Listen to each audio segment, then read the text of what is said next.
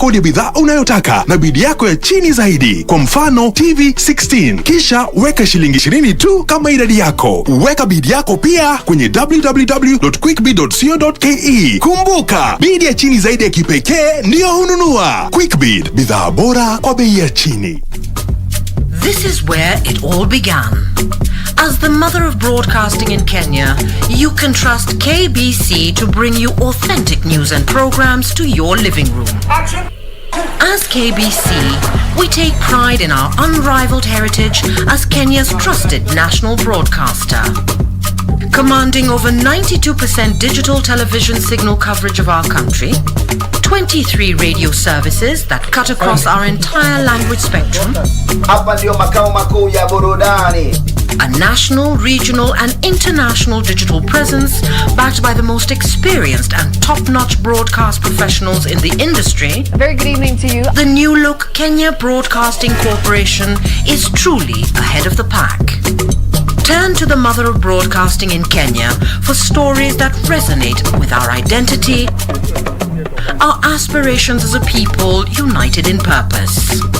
Real stories of hard work, of passion, of creativity, of big dreams. Stories that cement our nationhood. Stories that bring us together as one. We take pride in our shared heritage and destiny.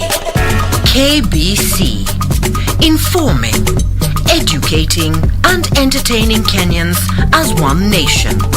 KBC, Kenya's listening, Kenya's watching.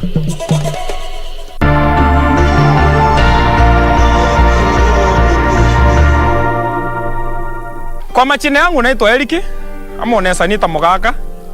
Mimi ni socha. Kazi yangu ni kuchunga mali ya wenyewe. Hakuna kitu kwa uchungu sana kama mtu kupoteza, especially pesa ameweka kwa nyumba ama ofisini. Na hizo kesi ukuwa ngumu sana kufuatiliwa. Na waomba wenzangu, kama vile mimi ufanya, weka pesa yako kwa panga account juu KDIC imekuhakikishia iko safe. Weka kitu kwa panga. Be sure, check out for a KDIC sticker in your banking hall.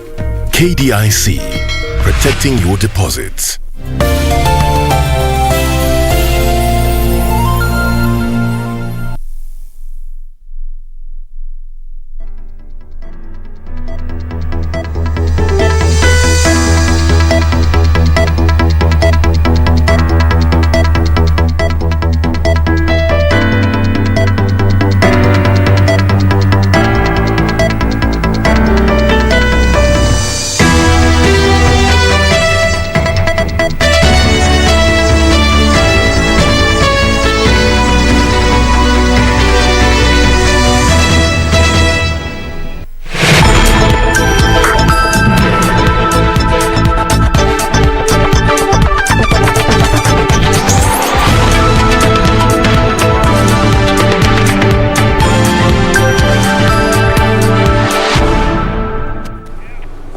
Thank you for joining us on the Legends edition this Saturday evening. As I told you last Saturday, we are always full of surprises. And of course, one of our greatest surprises today is right here in the studio. The other one will be with us a little later on this bulletin. My name is Kasavuli, and our sign language interpreter is Brian Abuli. And of course, before we start anything at all, here, making his debut is none other than Topi Liambila, the sports legend. Welcome, Topi. Thank you very much, Catherine. It's a pleasure and it's good to be back home, where it all began.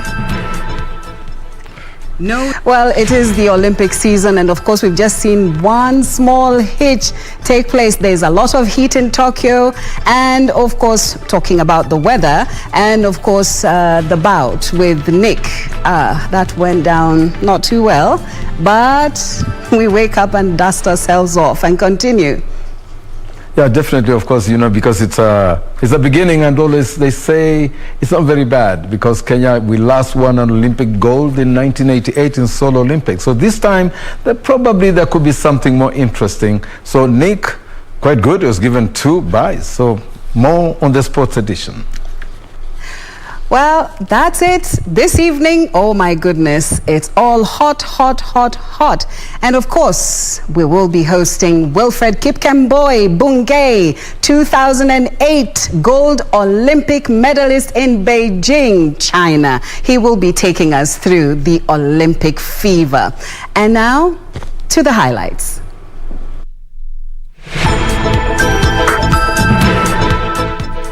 No need to postpone next year's general election, says Amani National Congress Party leader Musalia Mudavadi. We've been aware of the drought situation up north, and particularly in the counties of Turkana and Marsabit.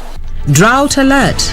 Government warns of dry spell in August and December across the country. The benefits of rehabilitation, transformation of water catchment land at the Maasai Mau forest.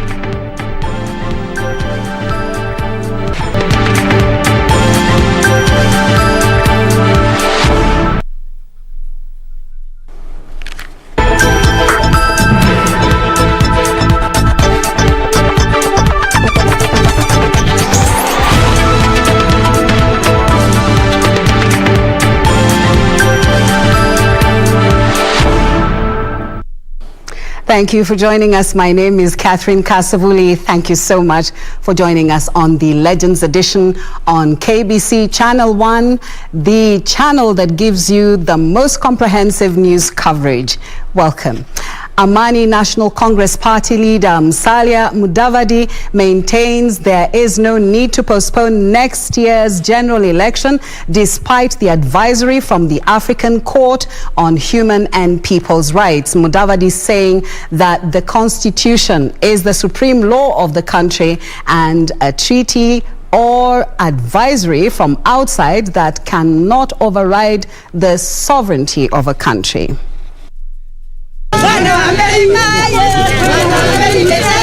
Amani National Congress Party leader Musalia Mudavadi spent Saturday traversing Nyandarua County, where he said the country is being guided by the Constitution and that any other treaties or external agreements have to be domesticated in the context of the local laws. The Kenya Constitution comes first, and therefore we have to follow the timetable of the Constitution of Kenya. So if you're not ready for it, don't look for any excuse. No matter what. And we're clear that is a sacrosanct. The constitution of this country is sacred and it's sacrosanct. Mudavadi faulted a section of political leaders for claiming the president is too young to leave office. I don't remember him saying at any one time at all that he intends to extend his term in office. So those are sideshows, people talking on the side. Mudavadi, who was accompanied by Nyandarua Governor Francis Kimemia, urged the electorate to choose leaders based on their track records and policies and not empty rhetoric. Either kuongeza ama kufupisha, hii ni vitu ambayo inafanywa kisiasa bora for the national interest and national security.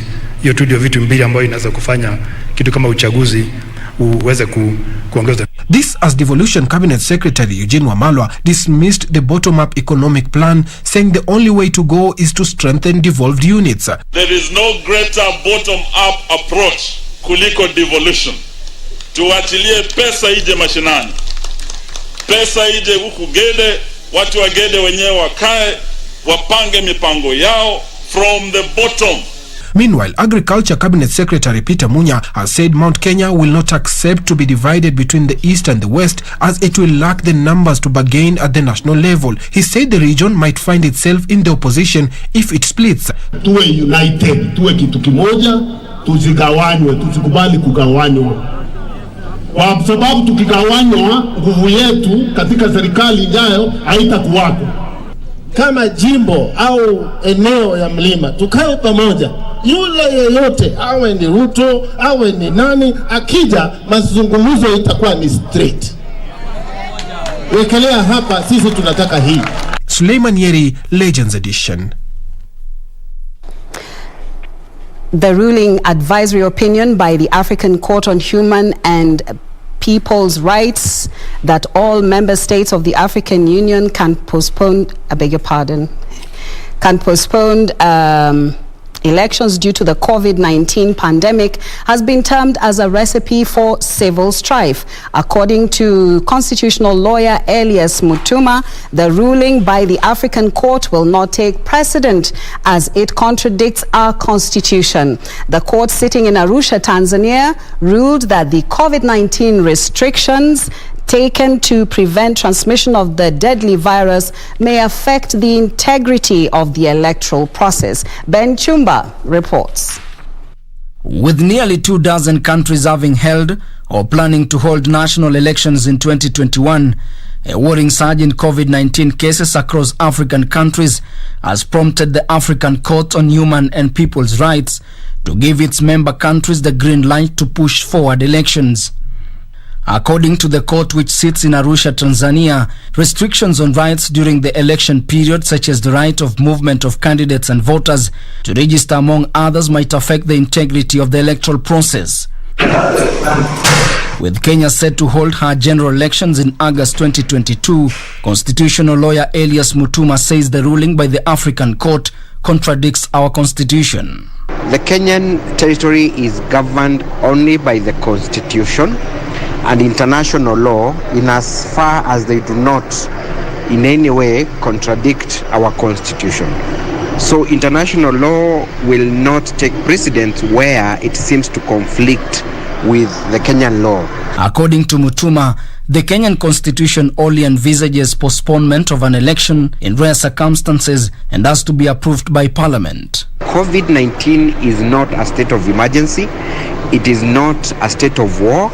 It cannot be a reason under our laws to postpone the elections. We have seen the United States and many other countries have gone through the elections during this period. In its advisory, the African Court, however, said when a country decides to postpone the elections, political actors, health authorities and representatives of civil society must be consulted to ensure an inclusive approach to the process. COVID is here to stay, and the question would be, even if we were to postpone the elections, for how long?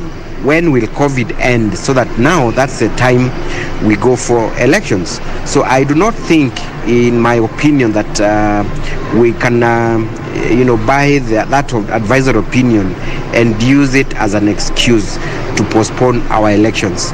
Daragwa Member of Parliament Jeremiah Kioni is on the ground planning to petition the High Court to defer the 2022 general election to give the Electoral Commission sufficient time to conduct boundary delimitation. Ben Chumba, Legends Edition. Kenya has recorded 847 new COVID-19 cases from a sample size of 6,080 tested in the last 24 hours. 11 patients have lost the battle, pushing the cumulative fatalities to 3,849. The Ministry of Health says the positive rate is now 13.9%. Of the new cases, 820 are Kenyans, while 27 are foreigners. 485 are male and 362 female. So far, 196,745 cases have been recorded, and cumulative tests are 2,087,582. 722 patients have recovered from the disease, with 567 from the home-based isolation and care program, while 155 are from various health facilities countrywide. Total recoveries now stand at 185,762. Meanwhile, 193,165,622 cases have been reported globally, while 4,143,105 people have died.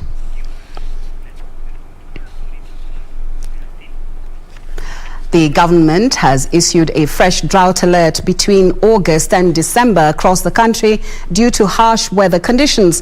This follows an advisory by the National Drought Management Authority, which predicts poor rainfall during the period and recommends swift action to avert a crisis. Devolution Cabinet Secretary Eugene Wamalwa says 10 counties are currently affected and the government is working round the clock to assist vulnerable families. The government fears the number of counties affected by drought will increase in the coming months.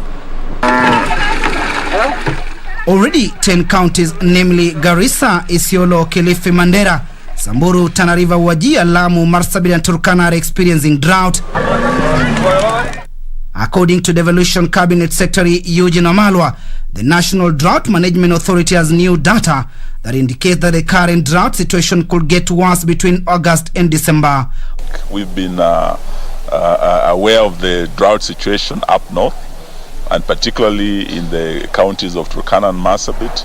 Apart from these two counties, we have 8 other counties that are facing and actually experiencing drought. Wamalwa, who held a consultative meeting with members of parliament from Marsabit and Turkana counties on how to address the current challenges, said construction of 3 mega dams in Turkana, West Pokot and Marsabit were at an advanced stage in a bid to fully address the perennial shortage of water. NDMA is already engaging, and we are also pushing other partners as we speak to mobilize more resources. This month, the government released 559 million shillings through the Hunger Safety Network, targeting 100,000 vulnerable families affected by drought. People are likely to face severe starvation. Support to livestock in terms of sustainment, because there'll be no Timothy Kipnusu reporting for Legends Edition. A tremendous transformation is taking place at the Maasai Mau forest courtesy of government's efforts to rehabilitate the mega water catchment land.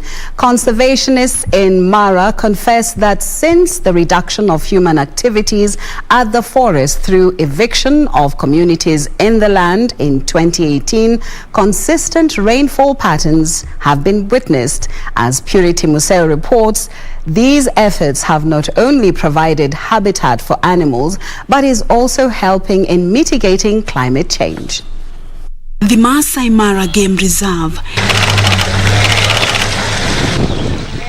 It's the wildebeest migration season. Tourists are here to witness this annual wildebeest migration from the Serengeti in Tanzania to Maasai Mara here in Kenya. It is important to save your wildlife and to find a way dealing with it. And yes, it is an issue for every country in the world, also for Germany, to deal with this. In the past 4 years, the government has been working hard to rehabilitate the Maasai Mau forest in order to address climate change challenges as well as secure the wild animals' habitat. Watu wakiona na kila mmoja wetu tunaona ya kwamba watu wakitolewa, watu wakitoka, wengine wametoka na uchungu, lakini nataka nieleze ya kwamba watu wote hiyo haihusu madhara. Ilikuwa madhara kama tungeruhusu watu wamalize hiyo mzito, ingelete madhara kuliko mambo mengine yote. According to environmentalists here, the move by the government to evict people from the Mau forest in 2018 has borne fruits. For the last 4 years or 3 years, from 2018, we've been receiving consistent rains, and that has made the forage to increase and attract more species in the conservancy. Since people have been started planting trees up on the Mau region, so we just hope that will continue, and then we will have the river and we'll have the flow of the river to the normal rivers. This is River Mara. 4 years ago, it was almost drying up, affecting the ecosystem. The river had no water at all. But since the government put initiatives to rehabilitate the Mara River, I mean, last year and now you can see there's an increased volume of water. Besides providing habitats for animals and livelihoods for humans, forests also offer watershed protection, prevent soil erosion, and mitigate climate change. Purity Museo, The Legends Edition. Well, that was Purity Museo. Thank you for that article. Well, we now take a break for now. When we come back, more news from the wildlife.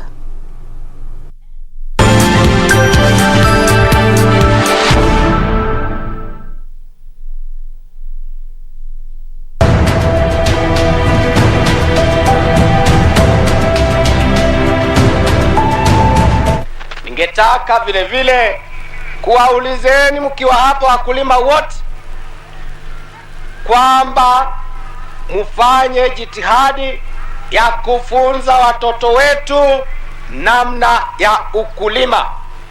Manake siku zijazo hakutakuweko na nafasi ya watoto wote ambao wamepitia skuli kupata kazi za ukarani na zinginezo katika miji mikubwa. Hamna nafasi.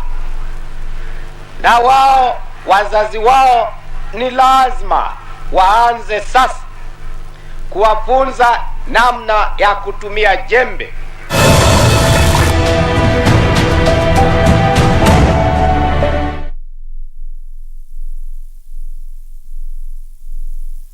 Kupata skiza tune ya Karau na DJ, bonyeza *811 *967#. Raya, hii ni kwa matiche wote. Please, do not confuse the government. Usianza kufinya ile kitu inasema more fire, ama ile ya the roof is on fire, ama unaanza kusema we are killing this party, ama the party is just a bomb, we are having a blast. No. Wewe cheza musiki and just be Fitland. Enjoy, ama namna kani. Sawa sawa.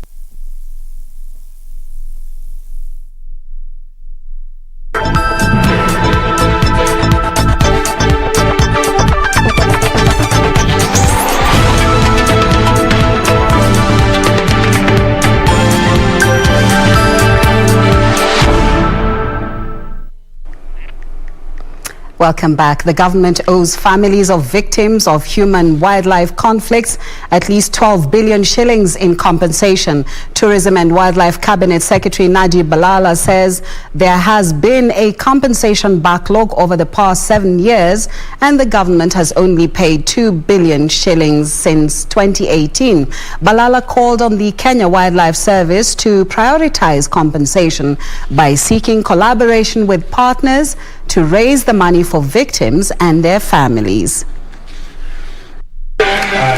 During the launch of the 2019-2024 Kenya Wildlife Service Strategic Plan and the Conservation Agency Human Resource Manual at the Watamu Marine National Park in Kilifi County, Tourism and Wildlife Cabinet Secretary Najib Balala said a compensation backlog of victims of human-wildlife conflict is running into billions of shillings.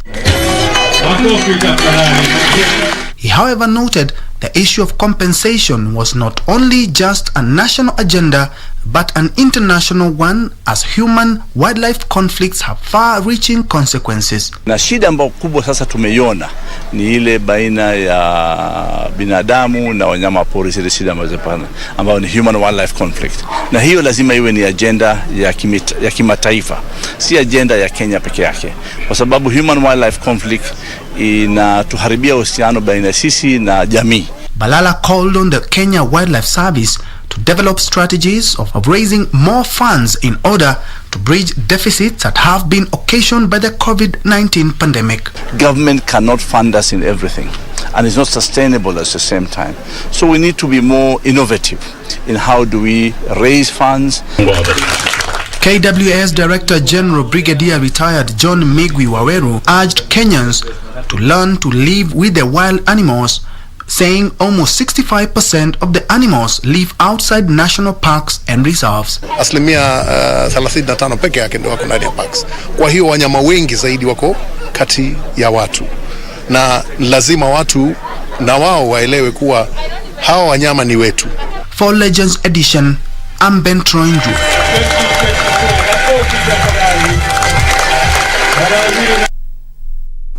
Thank you, Ben Troy. Kilifi County Government has cautioned residents who recently received title deeds from selling their land, as it will derail the efforts of resolving the squatter problem, which is rampant in the coast region. Kilifi Governor Amason Kingi says issuance of title deeds is part of the national government's plan to help address poverty by ensuring residents have land ownership documents. More in our County News Roundup.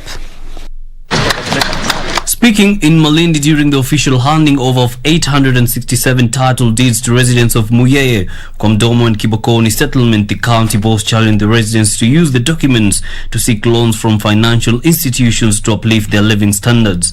Yule mama mboga, yule dereva pikipiki, yule makanga, tumemwezesha vilivyo. Elsewhere, more than 100 poor children who excelled well in the 2020-2021 Kenya Certificate of Primary Education from Samburu County have joined more than 37,000 others countrywide in the Equity Bank Group's Wings to Fly and the Limo Scholarship programs. I'm 100% confident that all the deserving of cases, particularly orphans and children being brought up by needy families that physical challenges, will this year be able to get scholarships. And Rongo Sub-County has benefited from an ambulance donated by Luala Community Alliance, a charitable organization to boost maternal healthcare within the region and Migori County as a whole. Meanwhile, parents from Bishi Secondary School in Gatundu North, Kiambu County now want the school's principal transferred over what they claim as mismanagement of school funds and students' poor performance. Kama miaka kama 6 yenye iliyopita hiyo shule ilikuwa ina perform vizuri sana, lakini saa hii mtoto mwenye amefanya vizuri, amehitimu vizuri ni D+. In the meantime, Busia County government has launched the construction of a 53 million shilling safe trade zone market funded in partnership with Trade Market East Africa. It's for this reason, within this very complex time of COVID-19, that the government, through the partnership of development partners, have contributed towards establishing this safe trade market. Finally, the Association of Skilled Migrants Agencies of Kenya, ASMAC, is calling upon the government through the Immigration Department to enhance their working relationships so as to increase more job opportunities in the Middle East. Let the government take this seriously, because I cannot build my restaurant and wait for the people to be recruited for 3 months when I'm not getting anything. I want those people as quickly as possible. Once these bilateral labor agreements are reviewed, migrant workers, our people can get better salaries, better terms of employment. Yusuf Farah reporting for the Legends Edition. Well, we take a break right now, but when we return, of course, it's the Living Legends Edition that will be taking center stage. We will be talking to Wilfred Kipkemboi Bungei, 2008 gold medalist at Beijing Olympics.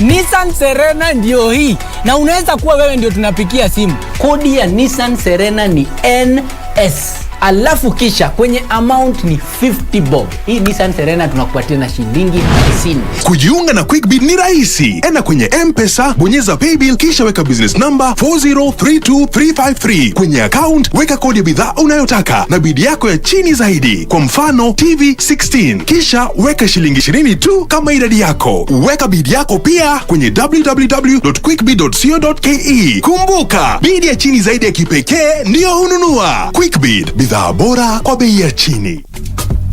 This is where it all began. As the mother of broadcasting in Kenya, you can trust KBC to bring you authentic news and programs to your living room. As KBC, we take pride in our unrivaled heritage as Kenya's trusted national broadcaster. Commanding over 92% digital television signal coverage of our country, 23 radio services that cut across our entire language spectrum, a national, regional and international digital presence backed by the most experienced and top-notch broadcast professionals in the industry. A very good evening to you. The new look Kenya Broadcasting Corporation is truly ahead of the pack. Turn to the mother of broadcasting in Kenya for stories that resonate with our identity, our aspirations as a people united in purpose. Real stories of hard work, of passion, of creativity, of big dreams. Stories that cement our nationhood. Stories that bring us together as one. We take pride in our shared heritage and destiny. KBC. Informing, educating and entertaining Kenyans as one nation. KBC. Kenya's listening. Kenya's watching.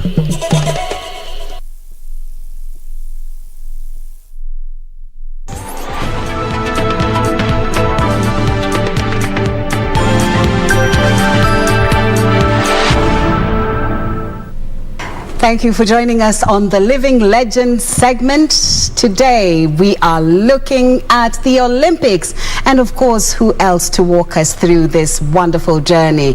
One of our own sons who has graced our screens not just in Kenya but in various places of the world, bringing us nothing but accolades, gold, silver and bronze. Ladies and gentlemen, help me welcome none other than Wilfred Kipkemboi Bungei, 2008 Olympics gold medalist in Beijing, China.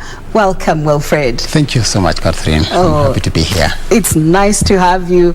Whoa, whoa, whoa. We can't even just get over how you brought such wonderful excitement into the country. 2008, that was a very, very sensitive time. But you went to the Olympics and of course you brought the whole country together. You were the captain. Tell us about the 2008 gold medal. Well, I think for 2008, Catherine, I can tell you it's very emotional for me, not because I became an Olympic champion, but being the team captain.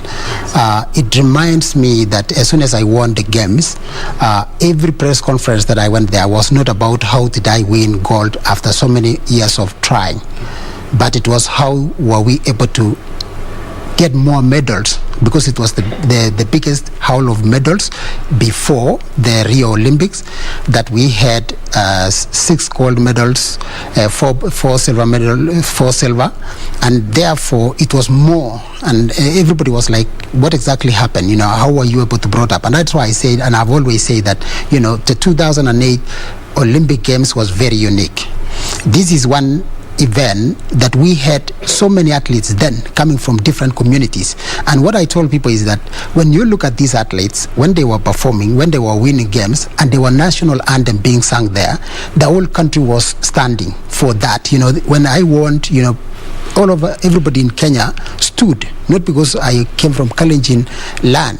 When Wanjiru, for example, the late Wanjiru, my friend, you know, won, everybody stood here. So it is one unique games that brought this country together, and that is why for me as a team captain it means a lot. And that's what we needed at that time. That was just soon after the 2007, you know, 2008, you know, election violence. And we just want to say thank you so much for bringing us together. Thank you so much for that cohesion, because the whole country just ground to a halt and we were all just gunning for gold, and you were bringing them hot and fast from the oven. That was just delicious. Absolutely. We just want to ask about the captainship, you know, captaining a team such as that. You know, it was one of the biggest teams we sent to the Olympics. What challenges did you face? I can tell you, Catherine and our viewers that being a team captain is not easy, because remember that you must first and foremost, you are participating. You are not an official.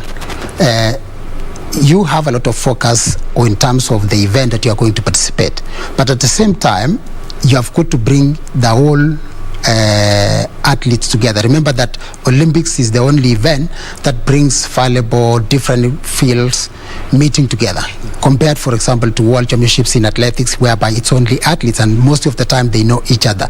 So being a team captain, you have got to bring a kind of cohesion among every sportsman and woman, between the athletes themselves, the officials, the physiotherapists, and the government. And I can tell you that, for me, it was a little bit of a challenge. We had issues here and there, but at the end of the day, I stood my ground. I remember at a certain point, we had small argument, and I was almost resigning as a team captain, but at the end of the day, they were able to agree on what we wanted, and then that is why we got the performance that we got then. Oh, thank you for your resilience. And thank you for your consistency. You are very, very consistent. Tell us about Moscow. Well, Moscow World Indoor Championships, I can tell you it came at the time that many people had dismissed me, just the same as Beijing, Catherine. I can tell you that, when you are an athlete and you have been consistent for so many years, and probably you have not been able to win any medal, people always dismiss you. I can tell you in Beijing, for example, some of the commentators were saying that it is anybody's race but Wilfred Bungei.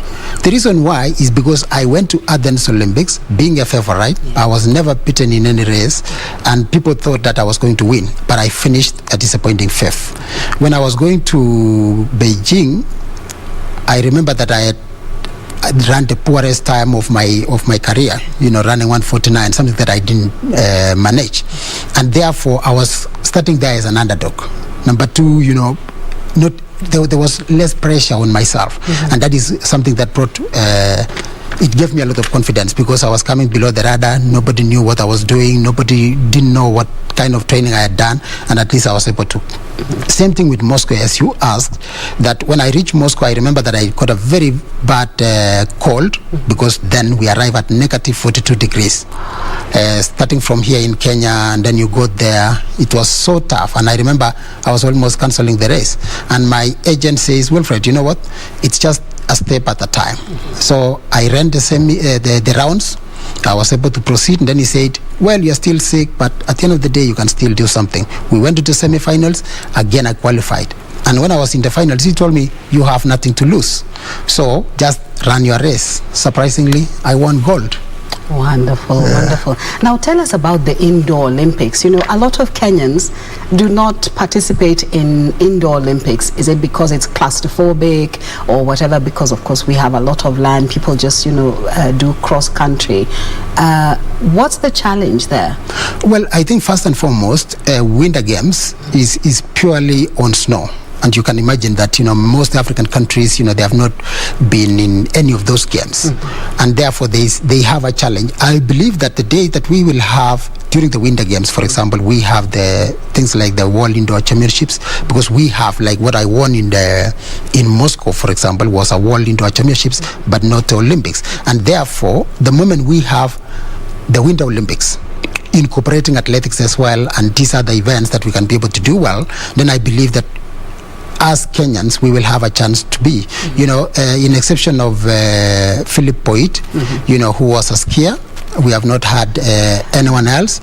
I believe, something that I'm happy, Catherine, is that we have in some of the hotels, I think Panari, we have the skiing. Yes, and therefore, the ice rink, Yes. So I am always hopeful. I'm one person that I advocate for different games, because we have got to give our chance to our kids, not only looking at athletics and soccer and volleyball, but also other games that they can be able to do. So I think that the fact that we have what we have in Panari, I believe that in the future, we may be able to get some of our sportsmen and women participating in this kind of games.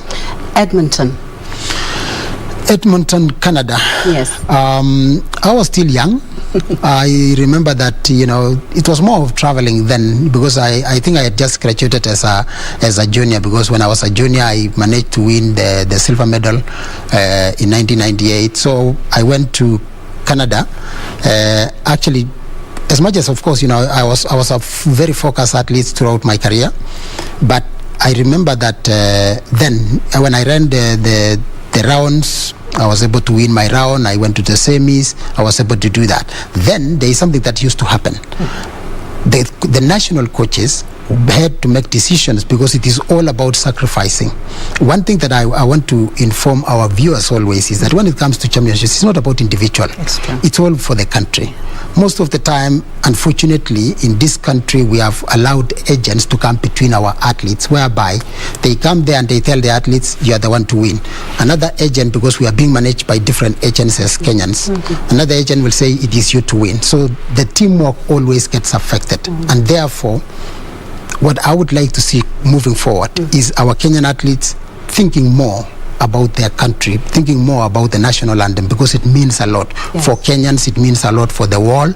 It means also a lot for even the same athletes, because many times you would realize that most agents now will come here because we have got all you accounted for is championships. Not how many diamond leagues you win as a Kenyans. I can tell you that, for example, there was a time steeplechase was reduced in Diamond League. 5,000, 10,000 meters. You would find in the whole circuit of how many? 16 races. There is only 10,000. Wow. So it means, that time that we have got to think and put country first, because the more we perform, the better for us. Tell us about the 4x800 meters. Did you sit down and discuss, how you were going to start and how you were going to finish? Who was going to take on more energy, in passing the baton? Wow. Talking about the 4x800, which is still a standing record to now. Yes. That was between Wilfred Bungei, William Yampoi, Joseph Mutua, and Ismail Kompich. That is one event that, of course, we plan. Remember that it had stood for almost 23 years. Yes. Since SEPCO and the team, the Great Britain. So it was more like, what can you be able to do? Because remember that relays is about being able to get the splits correctly. Yes. And again, this is an event that you are running as an individual. When you are running 800 meters, sometimes you have a pacemaker, but this is more of an individual event. So we had planned that at least I was going to anchor it. The reason why, because it had to be very fast. But though, William Yampoi had the fastest time during that the laps. And one thing that I was so happy for is at least we were able to break one of the oldest records that had stood for a very long time. And it's still, the beauty of it is it still stands until now. That's wonderful. Congratulations. Thank you for such great records you've brought to the nation. Thank you. We always feel so honored when the national anthem is played. And of course, the wordings are just so wonderful. In the Rio Olympics, in fact, it was rated the best national anthem in the world. And I just said, my goodness, this is so wonderful. The sound is just good, the symphony, and of course the wordings, because we could see you singing, Absolutely, yeah. We see you belting out the tune. Now tell us about the Tokyo Olympics. It's a very different time, it's a very different season, and of course, they're coming under quite interesting circumstances, the COVID-19, Can you just tell us what are they going through right now, according to yourself? Well, I think for sure the Tokyo Olympics, first and foremost, has been postponed. Yeah. That is the one challenge that is there. And I know what the athletes are undergoing or could have gone through for the last 1 year. Yes. Remember that, before you prepare for an Olympic Games, it takes a lot of mental preparation. The reason why I say that is because this is an event that happens every 4 years. Yes. But now, this one, we are doing it in the 5th year.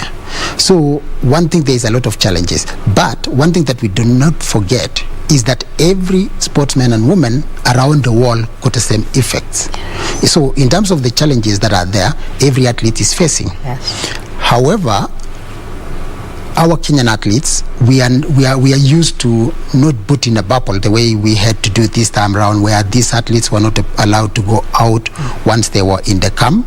It does affect, because I know during my time, we would go to Karura Forest to go for training. We would go to Ngong, go for training and do every other stuff. But in this case, these guys, they have been put in a bubble, and therefore it's a little bit of a challenge, especially for our Kenyan athletes. But one thing that I know, they are very ready.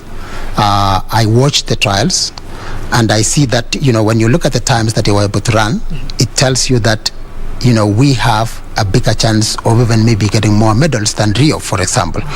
One thing, and one of the reasons why, is whenever we have games in Asia, we have always proved that we are doing very well. I've never understood why, but many times whenever we send a team Kenya to Asia, they will always perform.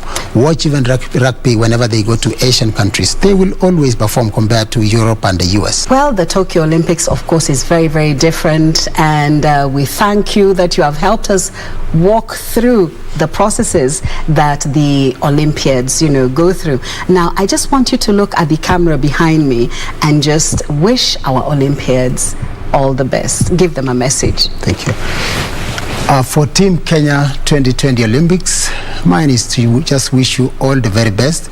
Remember that the country is watching you, they are praying for you, and they are waiting for you to bring glory to this nation. All the best. That's wonderful. That is wonderful. Ladies and gentlemen, of course, you heard it from none other than Wilfred Kipkemboi Bungei, 2008 gold medalist in Beijing, China. He has been our living sports legend on the Legends Edition tonight. My name is Catherine Kasavuli. Thank you. We love you so much. And of course, we are looking forward to next week. So tell us, who would you want to be featured on The Living Legend? Good night.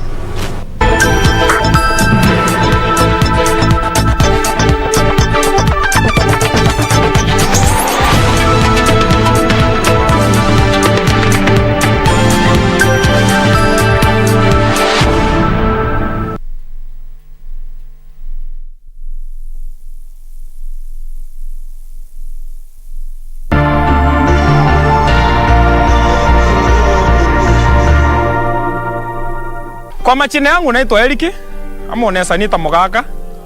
Mimi ni socha. Kazi yangu ni kuchunga mali ya wenyewe. Hakuna kitu uko uchungu sana kama mtu kupoteza, especially pesa ameweka kwa nyumba ama ofisini. Na hizo kesi ukuwa ngumu sana kufuatiliwa. Na waomba wenzangu, kama vile mimi ufanya, weka pesa yako kwa panga account juu KDIC imekuhakikishia iko safe. Weka kitu kwa panga. Be sure, check out for a KDIC sticker in your banking hall. KDIC, protecting you.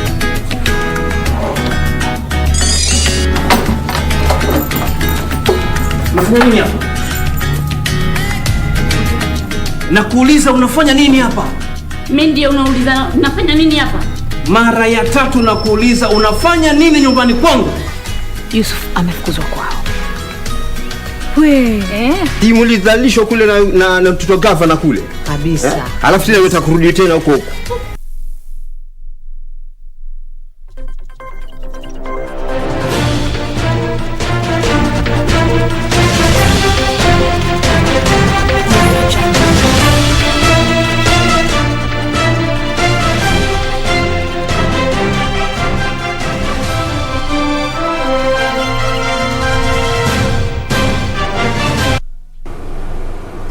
Good evening and welcome to the sports segment of the Legends Edition here on KBC Channel 1. Now on sports, the Kenya's Nick Okoth today lost his bout in the 52-57 kilograms category, going down by 3-2 on points to Erdenbert Sendebatar of Mongolia. Boxer Okoth was the first Kenyan to compete at the Tokyo 2020 Olympics and got the favor of 2 of the 5 judges on the bench.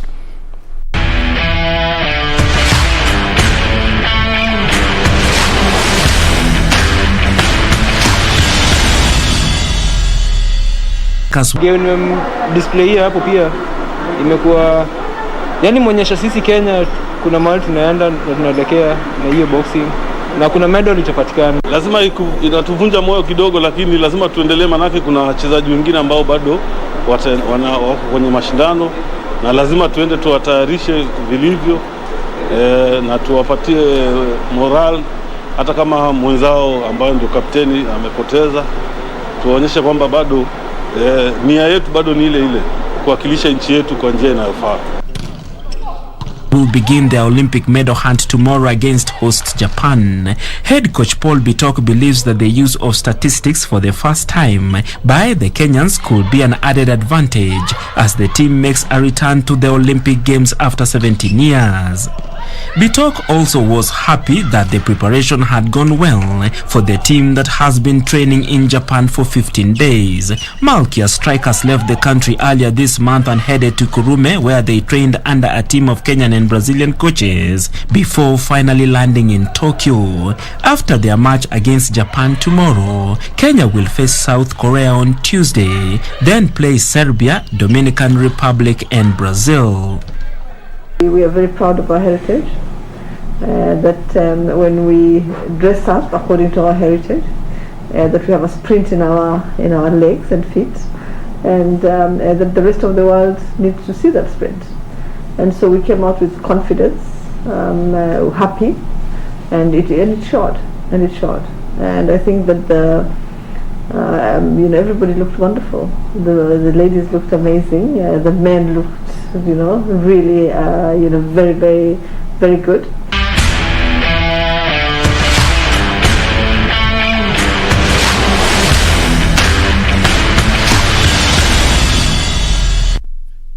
Hopefully, Malkia strikers will give us a reason to smile in tomorrow's game. The National Paralympics team that will represent Kenya in this year's Games has intensified training at the Kasarani Stadium in Nairobi. The team, which consists of 13 players under the tutelage of Henry Kiprono, will go seeking to clinch more gold medals when the Games begin, starting 24th of next month to the 5th of September. The Kenyan school to this year's Paralympic Games features 13 athletes, including 4 debutants, namely Captain Rogers Kiprop, Nancy Chelagat, Felix Kipruto, John Lukedi, and Mary Waithera. Kiprop and Waithera will be featuring in the T11 category, while Lukedi will feature in the 1500 meters and 5000 meters T13 categories. Tumejiandaa kabisa kuwakilisha nchi yetu kwa event ambazo ziko mbele yetu Tokyo, na kabisa tutafanya vizuri. Tunatazamia kwenda mahali pale na kuleta nishani. So mimi nakimbia mbio ya 5000 meters na 1500 meters na nimejiandaa vizuri. Wenzangu pia ambao tuko na watu tumejiandaa wote vyema na tunatazamia kuleta ushindi. So hizi tumetrain kabisa, hata mimi nimejiandaa kabisa. Nikienda huko nitaenda kukimbia vizuri. Tunashukuru serikali kwa sababu ametusupport sisi tuende kama mapema. Timu tumejiandaa vizuri na tunashukuru kwa serikali kwa support ambaye wametupatia. Tumepiga kambi, tuko karibu mwezi mmoja sasa kwa kambi na tumejipanga vizuri na naona tuko na matumaini na tunatarajia tusoe mametali katika nchi yetu ya Kenya. This year's games will be held between 24th August to 5th September in Tokyo, Japan. Reporting for Legends Edition, my name is Frederick Mwoki. Best of luck to the Paralympians. Matters hockey. The Kenya Hockey Union President Nahashon Randiek has pledged with the government to help facilitate hockey teams that will represent Kenya in the Africa Club Championship this September in Malawi. Randiek shared these sentiments during a launch of the fundraising lottery for Wazalendo hockey team that is set to feature in the championship this year.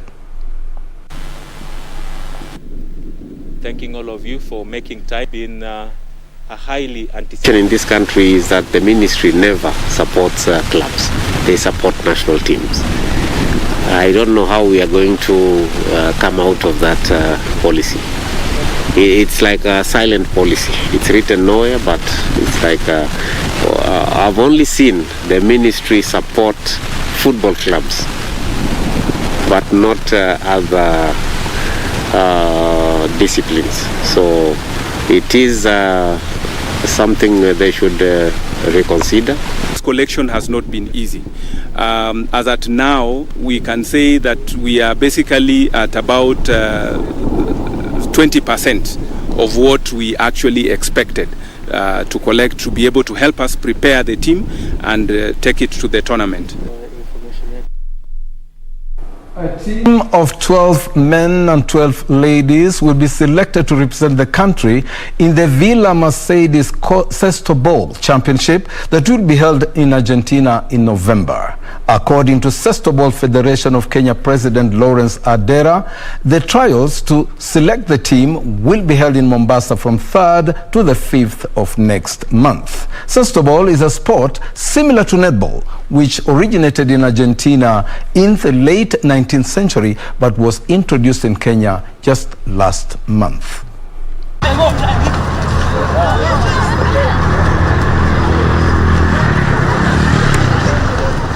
It was started in Argentina in 1897 and it has been there for many times. The ball is round, 55 millimeters round, 750 grams weight.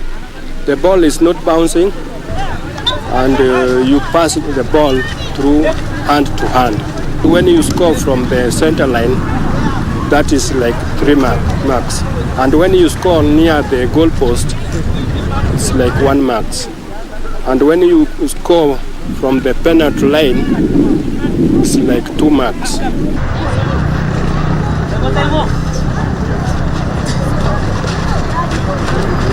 Back to the international scene, athletes at the Tokyo 2020 Olympics have complained about exhausting conditions given the high temperatures and humidity, with several tennis players asking for matches to be moved to the start later in the day.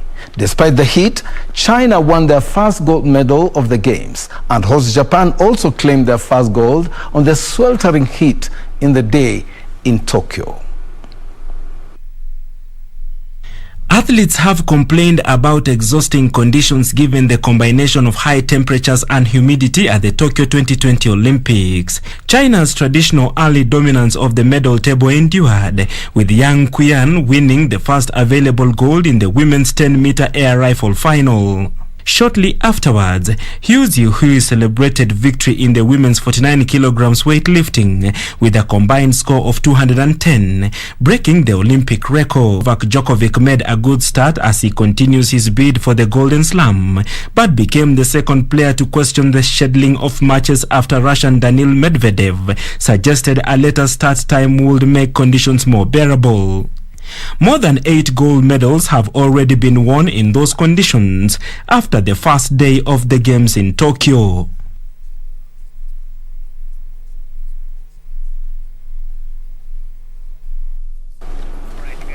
And that is all we had for you for sports in the sports segment of the Legends edition. But remember to be with us next Saturday for another great bumper crop of harvest in the sports on the Legends edition.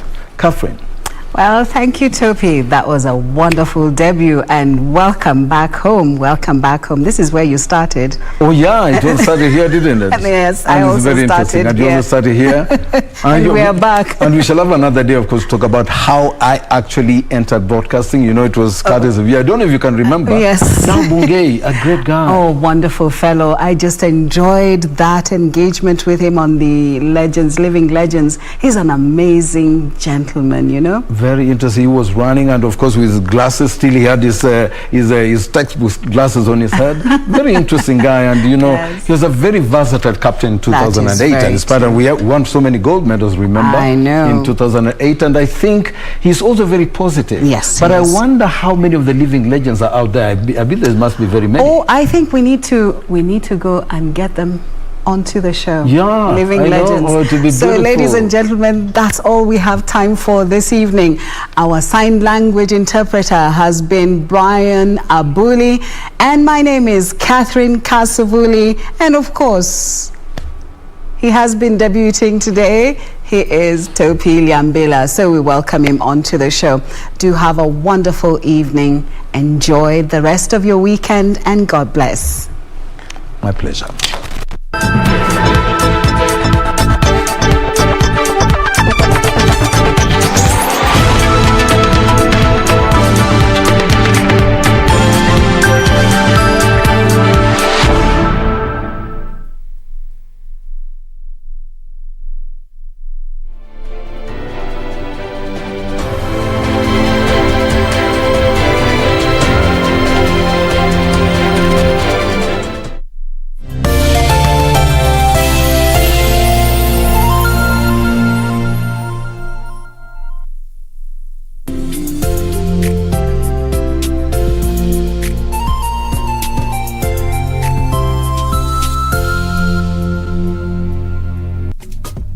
This is where it all began.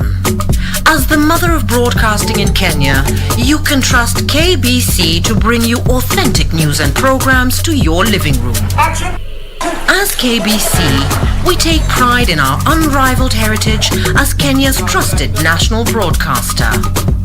Commanding over 92% digital television signal coverage of our country, 23 radio services that cut across our entire language spectrum, a national, regional,